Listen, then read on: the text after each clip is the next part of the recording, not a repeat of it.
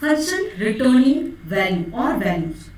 Returning values, that means in this topic we will discuss functions will return the value or not. Sometimes it's return the value, sometimes it is not. And this return statements returns the value from the function itself only, and this return statements where you will write inside of the function, where inside of the function itself.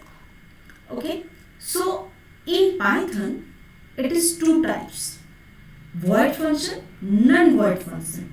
Void function, that means not return any value. Not return any value means in these functions we will call to the print command inside of the functions itself. So sometimes it is none value also can display it. So it is also called non-fruitful function. Which one? Void function, because it's not return any value.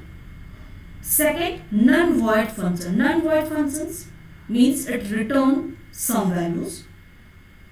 And which type of value? Non-empty value, because empty value, that means none, it is displayed where? In the void function. So non-empty value means generate some definite value. So that's why it is called fruitful function. Fruitful function. So two types of functions in Python: void function and non-void function. And these two types of functions, we have four combinations, four possible combinations of functions. Okay, four possible combinations. Which one? Functions with no argument and no return value. No argument, see, argument and return.